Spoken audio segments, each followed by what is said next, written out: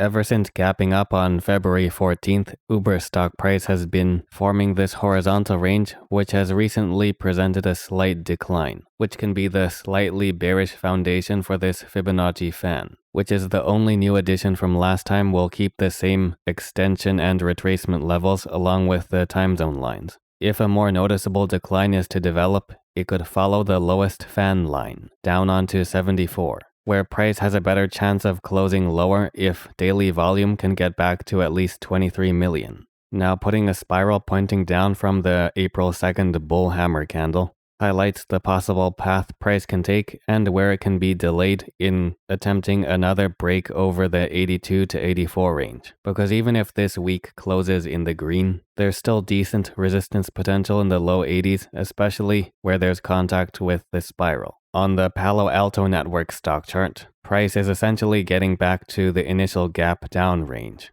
In the short term, a little bearish boost with price consistently closing under the ALMA indicator, along with a minor gap down. The same horizontal price levels and Fibonacci retracement will be reused from last time, while just one regular Fibonacci time zone is placed along the bullish retracement immediately after the gap down in late February. Then we can place a Fibonacci spiral vertically from the lowest to highest price this year. Then this Fibonacci fan on the downswing points for indications of possible downtrend lines, resulting in these highlighted intersections where support potential could be stronger. However, as long as price continues to follow the fan lines down, there will be constant pressure onto the low 260s, which have a better chance of being broken through if selling volume gets back to levels above 20 million.